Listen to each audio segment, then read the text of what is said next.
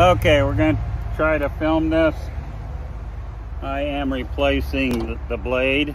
I put carbide teeth on it already. So now we got to take the shroud off. Then we have to flip the blade up. This is done with the lever on the side here. This is what they call a tilt saw. It's a Lucas Sawmill. We can see that center part, which is the important part we're looking at right now. I gotta get in here because I sit down when I do this so I can see what I'm doing. Okay, and as you can see, we lost all the teeth on the blade. There's not one there. That one's gone. That one's gone. That one's gone. That one's gone. And it smacked it pretty hard. That tooth, part of it's left. That's bent right there, so it rubbed against the bolt.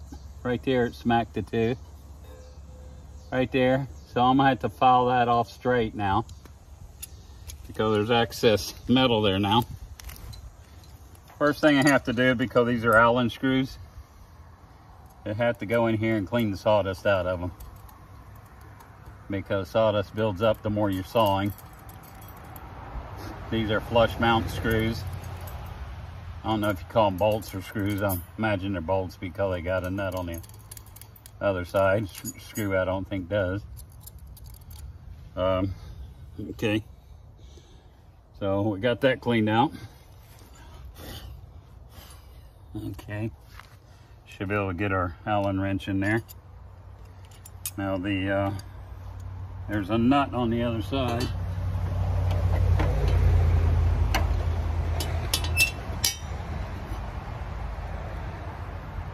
We're gonna tilt it up a little bit. Hope it don't spring loose. Smash my hand if it does. We're gonna take these nuts off.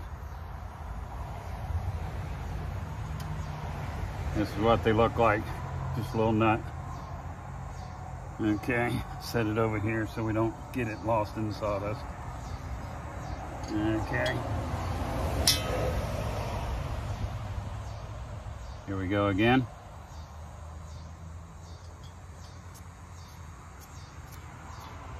There we go.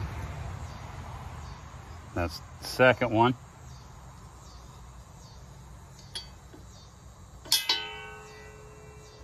Number 3.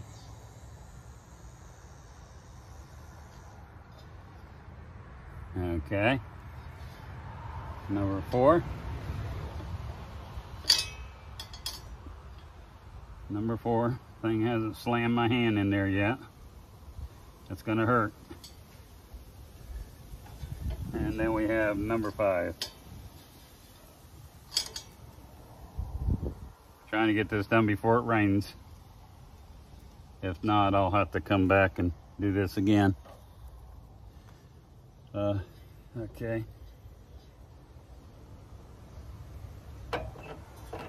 There we go.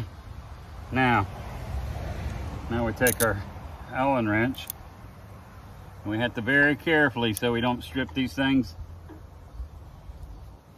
There you go. That was easy. I put a anti-lock seize on them now.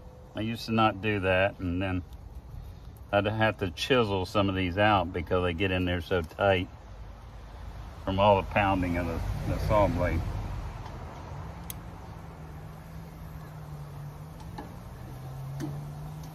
There we go. Yes, sir, that's 2 of them. It's making me happy. We're moving right along here. Just got to beat the rain. Okay.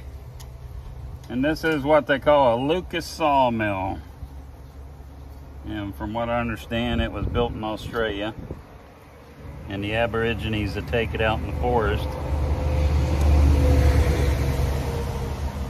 because it breaks down in parts, they'll backpack it in, and they will cut these huge trees down that they can't get equipment to.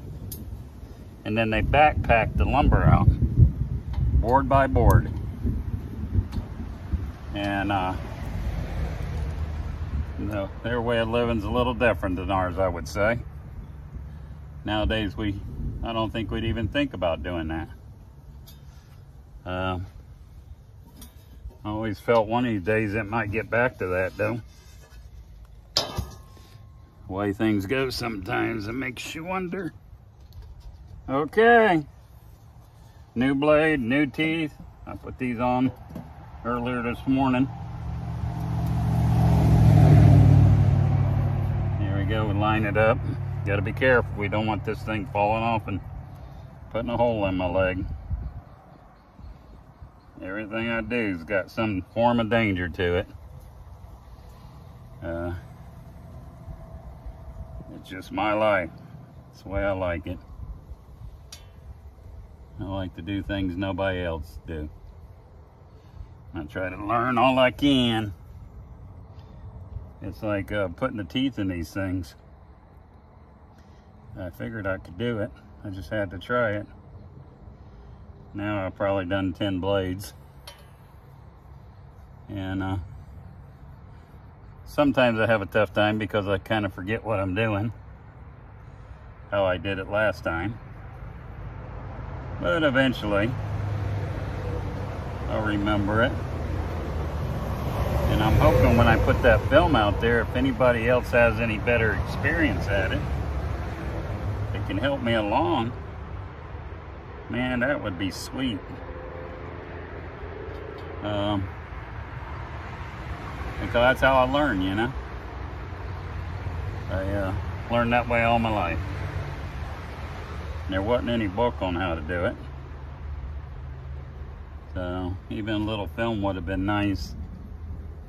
So I'm hoping me doing this film like this, someone that has a Lucas Sawmill will look at it and go, oh geez, that's what I need to do. So hopefully it'll help someone. There's one. We're gonna go diagonal so we can kind of, like you would a tire, you know. Now I'm just sort of bumping it because I know that's tight.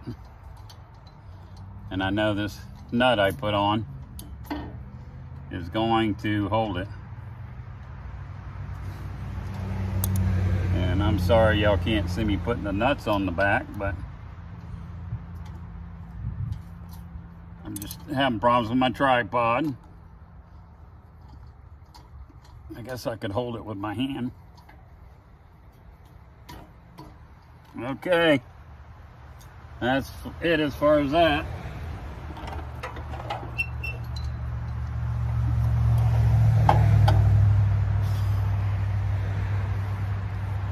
Let's see if we can point this down any.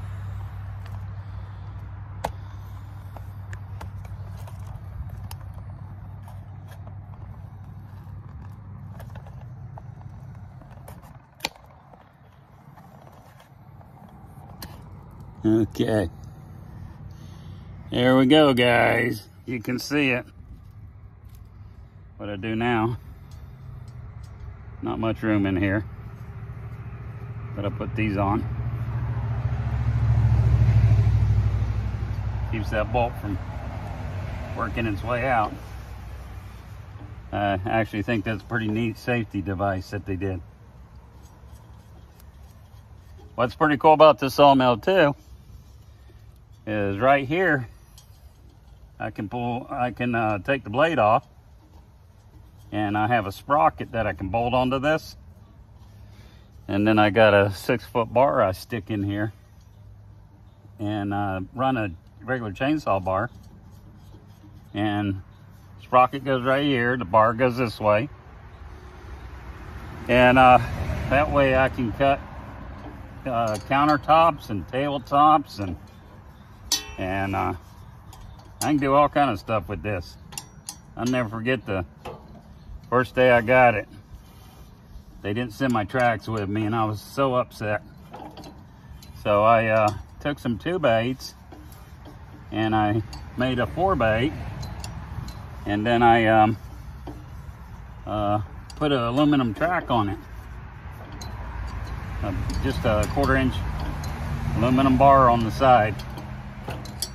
And I dropped it in my framework and it worked. And then I cut an order for a guy the first day and I made $4,200.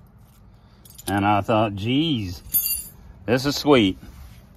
Okay, guys. This is Jerry from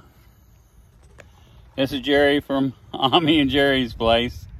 I hope you learned something about this. You got a Lucas Mill. You know what it's like. Take care. Bye.